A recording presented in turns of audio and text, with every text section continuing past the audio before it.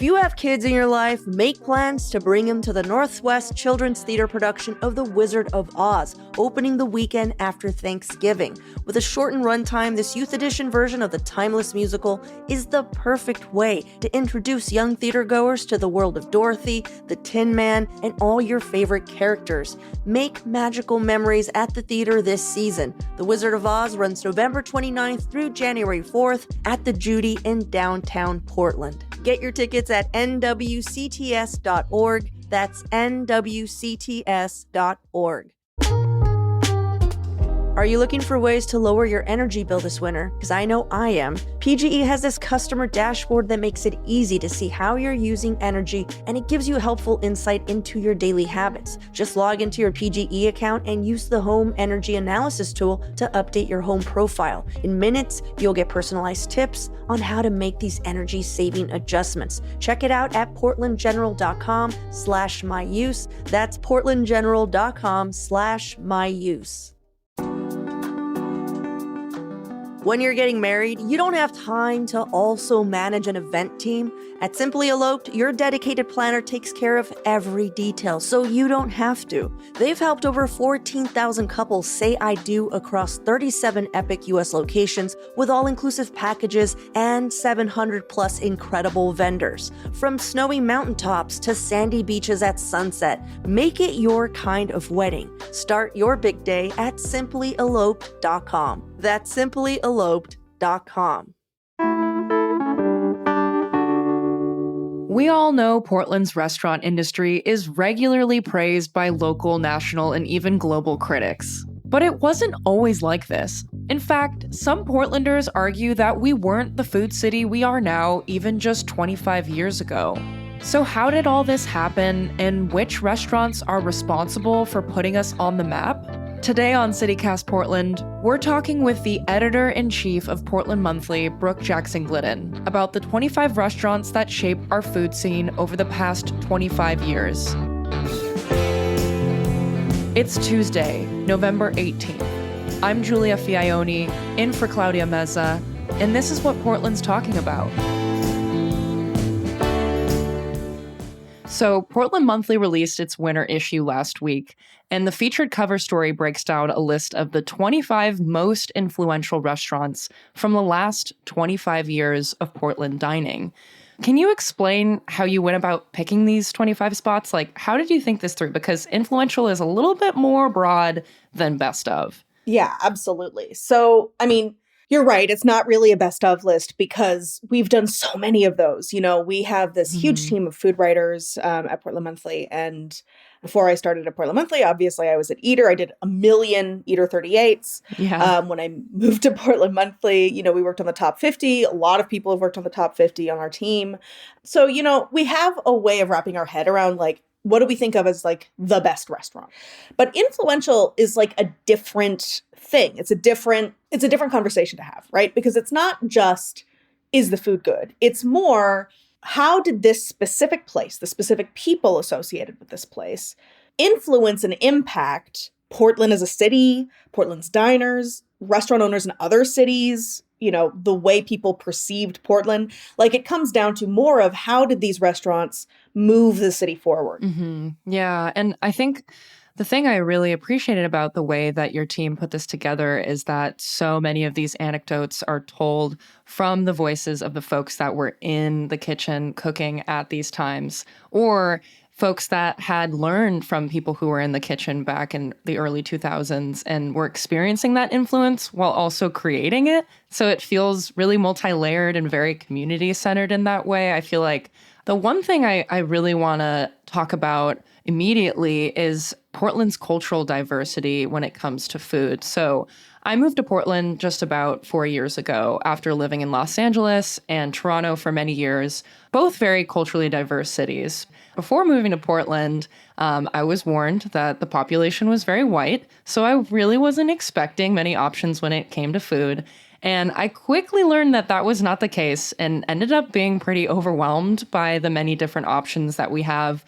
And I learned that I was trying foods for the first time here. I remember, for example, one of the first times I had Burmese food was in Portland. And I know in my 4 years being here that we do have a strong history of Ethiopian and Eritrean representation here, but can you talk more about how our popular food scene became so diverse? Because I feel like that's a whole different thing on its own. Oh, absolutely. I mean, you're right to say it's kind of counterintuitive, right? We're like the whitest major American city, and we have this really like this glut of restaurants that are specializing in these underrepresented cuisines compared to other restaurants in other cities. And I think that that has to do with how inexpensive it was to open a restaurant in Portland, particularly in the early aughts. It's not quite the same now, but Yeah. that's even just restaurants. Food carts were, you even had a lower barrier to entry. So with that lower barrier to entry, you have a broader population of immigrants able to open restaurants. And so you have, for that reason, a more diverse set of restaurants, right?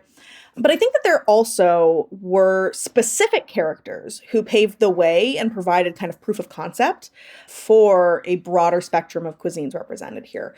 I think that people often, when we think about particularly Thai food in Portland, the name that often comes up is Andy Ricker. Andy Ricker, the founder of Pok Pok, which is now closed everywhere. There were a million of them for a second. And, he ate his way through Chiang Mai and other parts of Thailand and Vietnam and really wanted to open a Thai restaurant that specialized in these very specific regional Thai dishes that, many American Thai restaurants hadn't served at that point. Earl Ninsom, who owns, Long Bon and Yaowarat and Padi and like a huge chunk of Portland's best Thai restaurants, he said that he would have not known that there was an audience for the cuisine that he grew up with or these regional cuisines of Thailand without Andy Ricker, without Pok Pok. Sure. But, it's like a complicated thing, right? Because Pok Pok received a lot of criticism for cultural and culinary appropriation, which, I can understand. Yeah. And to be honest with you, Brooke, I didn't realize that the person who created all of what Pok Pok was a white guy. I learned that from reading your piece. And it was surprising to me because people think back on Pok Pok really fondly. My partner, who was born and raised here, is always looking for a wing that can compare to the Pok Pok wings. And I would assume that that would have come up at some point in just the nostalgia of it. But from the article, I'm learning that like while it was controversial, it also was like a moment where someone was using their privilege to make space for everything that was to come. Yeah, it's an interesting thing because I think it's a complicated answer to that question because I do think I think that is a fair critique, right? And also, he didn't have to prove as much as many Thai restaurateurs did, particularly then. So he was able to open this thing. And I think that without fanfare, without really taking a lot of attention, he quietly funded and quietly mentored several Thai chefs in the area. And at a certain point kind of went, I don't know if we need Pok Pok anymore. Yeah. You know what I mean? I don't think that this is something that serves the same purpose. And so, he moved to Thailand with his wife and now, lives there. And we have an incredible selection of Thai-owned Thai restaurants here that cover a huge spectrum. Mm-hmm. Yeah. And I'm thinking of other examples of that kind of influence. And another spot that was in your list of 25 was Christina Liu from Javiel. Yeah, absolutely. For a lot of Portland food folks, people who've been paying attention to this for a long time, Pok Pok's the name that comes up. Yeah. But actually, Christina Liu opened Javiel before Pok Pok. That was in 2004. And there weren't really any Vietnamese restaurants like it in the city when it opened. She was a Vietnamese immigrant. She passed away a few years ago. But when she opened this restaurant, she looked around at the Vietnamese scene in Portland and saw a lot of pho and banh mi, which I think, again, two incredibly delicious, popular dishes. No shade to anyone, right? But I think that she said, there are so many incredible Vietnamese soups. And I think that even the restaurants that do serve, mi quang or banh bu hue, they are not necessarily ordered in the same way, particularly by white people who live in the city, right? So she goes, I'm going to make them eat it. I mean, kind of, right? She specifically focused on like 2 to 3 soups a day. She switched the soups every day. And, people would come in and ask for pho. And she goes, I'm not making pho. We don't have pho. Today I'm making crab flake soup. Today I'm making snail meatballs. And I think you should just try it. And people did, and they loved it. And that restaurant was incredibly successful. And then they were able to, as a family, open more restaurants as Javiel became such an institution, nominated for James Beard Awards, right? Mm-hmm. Again, more and more Vietnamese immigrants here felt like, okay, I can kind of do my thing, whatever that is, right? And I really think that that has a lot to do with Christina Liu and the Javiel family. Yeah, reading about her approach really hit close to home for me because just thinking back to my own childhood, traditional Italian cuisine on both sides of the family, obviously very, very different style of cooking, but I was always the kid growing up going to school with like the oiliest brown paper bag because my mom also had the same approach of like, this is what we're eating today. And I know like it's going to be a little embarrassing, but I think she understood that over time I would learn the value of like why that was the thing that we were eating because it was what was important culturally to us. So I really, really do admire when I see other cultures breaking out in that way and like really staying true to what they know really represents them and what they do well. And knowing that she made so much ground in that approach is like just such a special thing. Yeah, and I think there are a lot of folks in this package that I think have similar things. Bonnie Morales opening Kachka, similar thing. I think there is a bravery in being able to say, I am dedicated to my belief in my own ability here and my trust in my own flavors and that people are going to come with me and follow me here. And I think something that's very special is that in many cases, people were right. They were right to take that risk. Yeah. I feel like this is a very special city for the way that people were able to feel so unapologetic about their own heritage and their own, approach to this art form. Thank God, right? Because we would be eating a lot more boring food otherwise. Yeah. I agree. So let's just take a quick break here. And when we return, more on Portland dining trends we see today and the places that influence them.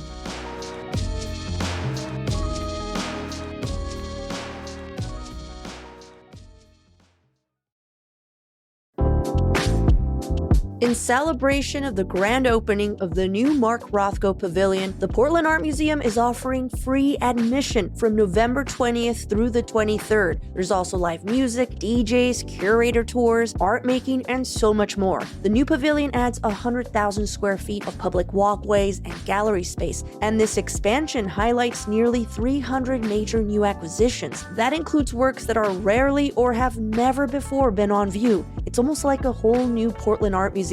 So go check it out. From November 20th through the 23rd, it's absolutely free. Hopefully, I'll see you there. Paint Care has 3 simple rules to help you paint smarter. 1, buy only what you need.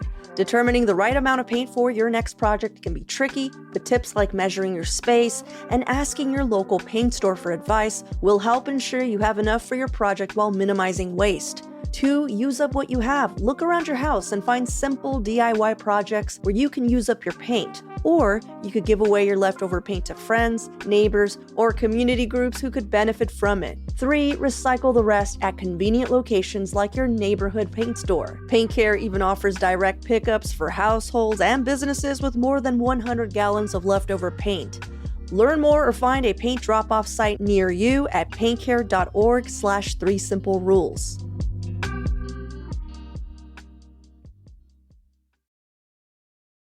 So do you think other Portland dining trends and approaches like pop-ups and farm-to-table eating became more popular because of the restaurants on this list too?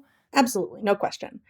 I think there's a reason that, particularly in the early aughts and the early 2010s, you have like the New York Times and the Washington Post and the Food Network. They were just constantly here, right? And they were constantly writing about our restaurants and food carts and sandwich shops. And it was because we were on the cutting edge of these broader cultural and culinary trends.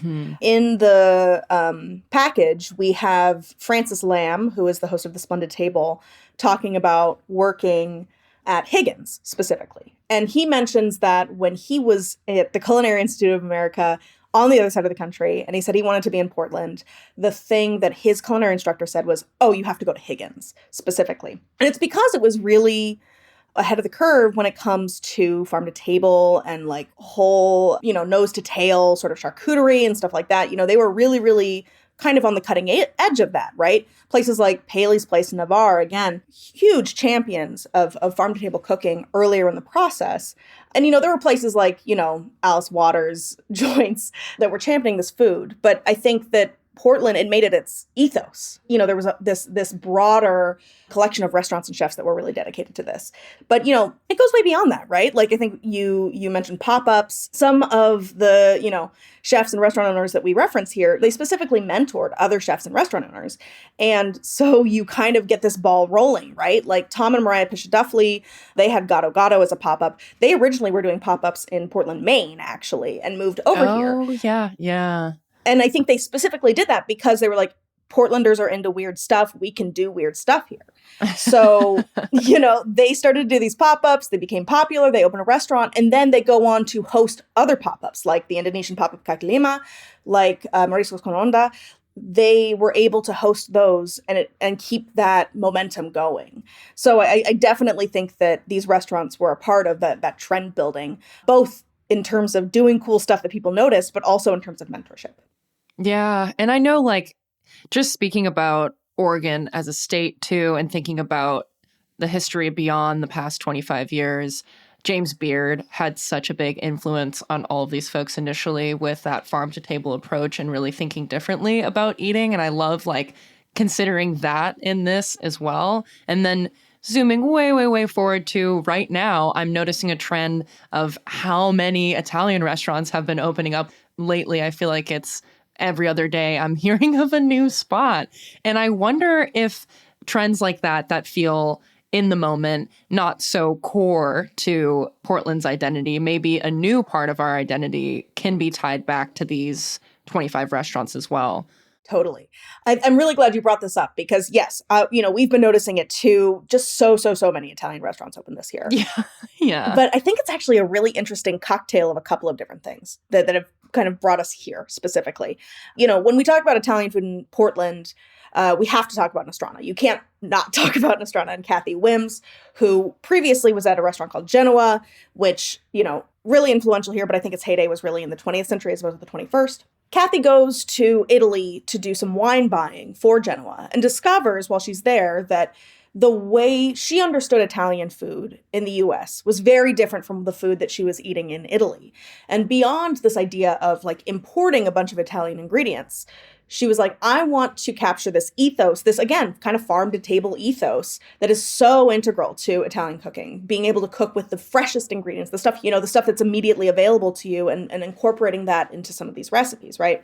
Yeah. So she comes back and she does this at Nostrana. And the Nostrana menu changes constantly. There are a few things that are like classic, like the Marcella Hazan, I think that's sauce number 3, like very classic stuff.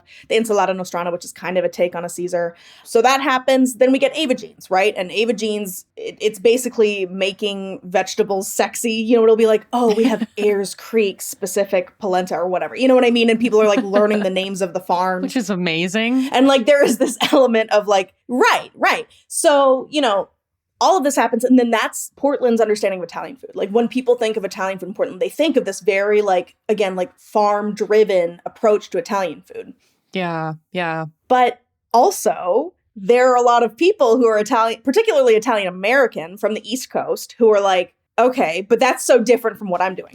So I actually think it's like that was like, I think it influenced things in terms of like, what people are sourcing. But I actually would say that some of the restaurants on our list that are really, again, centered in a personal storytelling or like, heritage also really influence this wave of Italian restaurants because so many of these Italian-American restaurants are personal. I think about Sunday Sauce, which I think just opened on like North Killingsworth or something. That is so much a personal story. It's just this microcosm of so many different things that happen in Portland food that have brought us to this specific moment and this specific internal trend of Italian food. I hear what you're saying. It seems like people are being inspired by seeing others do it their way, and they want to do it their own way. Because we've had these farm-to-table Italian restaurants that are capturing a certain approach to Italian cooking in Portland. But now we're seeing a lot of East Coast Italian American spots opening up that are doing it completely differently, even though it is still Italian food in Portland and the values are shared at its core.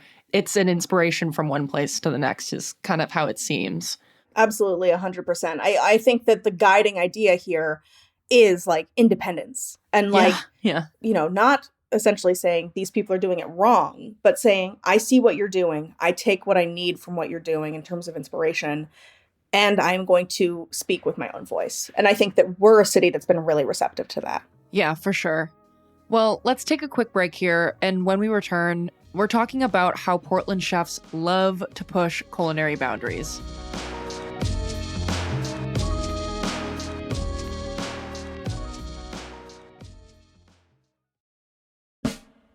This episode is sponsored by Doer.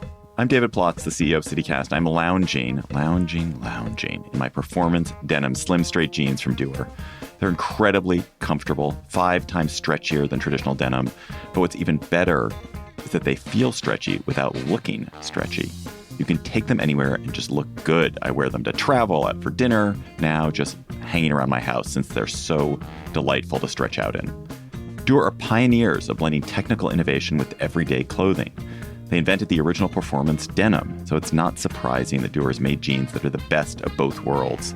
Classic jeanswear style with the kind of comfort and performance you get from athletic wear. And they're also the right color, not excessively deep blue, not that middle school jean light blue, but a lovely indigo. My girlfriend called them the perfect color, in fact. Simply put, Doer makes the world's most comfortable pants without having to sacrifice style. Trust me, once you try these, they'll be your go-to. And you can check out Doer in our store right here in Portland. It's at 820 Northwest 23rd Ave. Pick up a pair for yourself or as an amazing holiday gift. Mention our promo code CCPDX in store to get 15% off your first order. Or check them out online at shopduer.com/CCPDX for 15% off. That's shopdoer.com/CCPDX.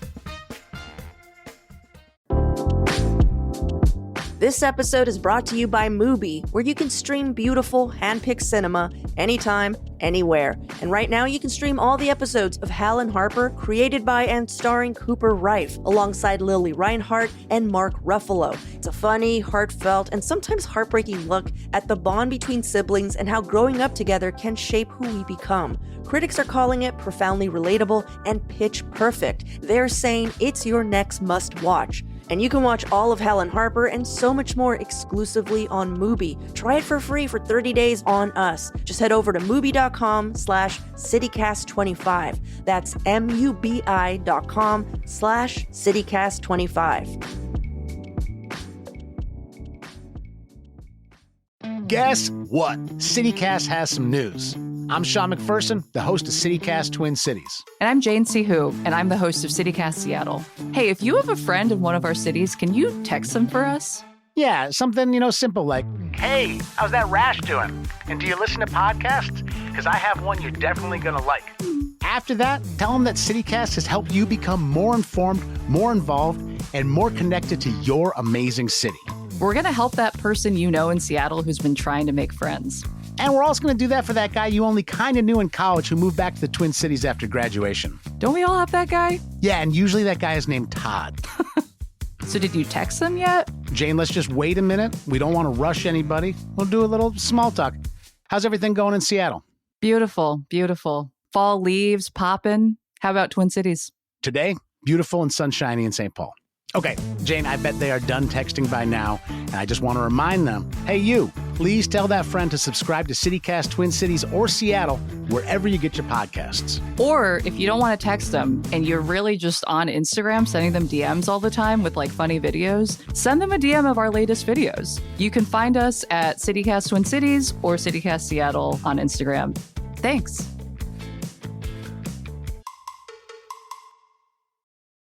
So another thing I've noticed about our food scene and that you've pointed out in this conversation many times and also throughout the article is that chefs really like to push culinary boundaries. They like to do the thing that they want to do and do it well. And you get to try things you don't really see a lot because of it. Like, for example, Sarah Minnick from Lovely's 50/50. I had never tried sourdough pizza like hers before going to Lovely's for the first time. And she's always offering these like wild flavor combinations that anytime you dine there, you are bound to have to ask what it is that's going on top of this pizza, because you will not recognize some of the ingredients going on it. But it's not the only example. And I feel like I get this sense that this approach is successful here because Portlanders are generally eager to celebrate boundary pushing, period, beyond food. But I'm wondering if that is also maybe how you see it too. Yeah, absolutely. So I interviewed Danny O'Malley, who is the executive producer of like the Netflix food documentary show Chef's Table. He filmed and worked with Sarah Minnick for an episode of Chef's Table Pizza. And what's interesting about Danny is that he previously worked on rock documentaries. So his familiarity with the indie music scene was sort of like his entry point into Portland. But he found a really similar ethos within Portland's food scene, you know, especially in Sarah, right? For those who don't know, Sarah, I mean, she's serving this really ambitious pizza, but she was an artist first, and like a visual artist, you know, so she has this like artistic sensibility when it comes to how she approaches pizza making. Like you mentioned, she uses a lot of like brand new varieties of things, working with the Culinary Breeding Network. She uses like heirloom grapes and things like that. You know what I mean? She's sourcing a lot of different, really hyper seasonal, hyper local stuff, including local flowers for her sourdough. And while Danny was filming Sarah, while being here in Portland, he just felt like the chefs here had this specific energy. To quote him, they set the economics of what they're doing aside and lead with passion. At this point around the country, that's pretty rare. It's this cooler, pure expression of ambition. And I think that was just, I remember hearing him say that, and I'm like, beautiful. That's exactly what we're getting at here, right? Yeah. That is, if there is a thesis to this package, it's that. Oh, that's so awesome. I love hearing about Sarah's artist roots because you walk into that restaurant. First of all, I have to say, one of my favorite restaurants in Portland, but you walk in there and that's exactly what you're saying. Like, it is just like the quintessential Portland dining experience. And it's really special for that reason. But before we wrap up, I know this isn't a best of list, but I really want to hear if you had to pick 3 spots from this list for our listeners to go out and try right now. I know for a lot of people, they may recognize the names of these spots, but haven't felt encouraged to go out and try them just yet. What would be your top 3? Ooh, I love this question.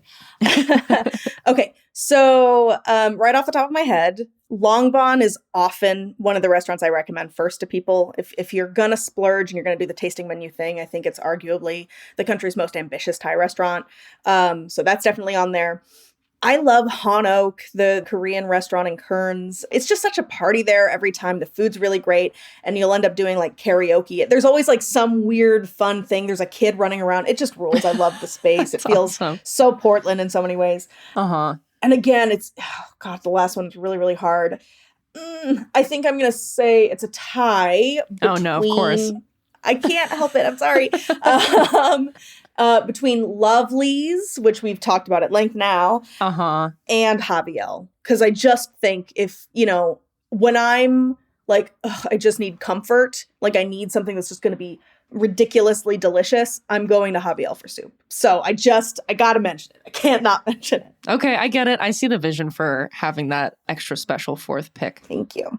Well, thank you, Brooke. Thanks for humoring me. I know this was just supposed to be a list of most influential, but I feel like, folks, if you haven't tried these spots yet, now is your time to go and just pay your respects, honestly. Like, these people who've been running these spots have been doing it wholeheartedly for so many years, and it really is such an important part of Portland's identity. Brooke, thank you so much for coming on the show and talking through this incredible list and doing what you do, capturing our food industry in this way. I appreciate it so much, and I'm so grateful for our conversation today. Absolutely. Thank you for having me. Always so fun to talk about these people and these places and this city. Yes, we love Portland. We love Portland.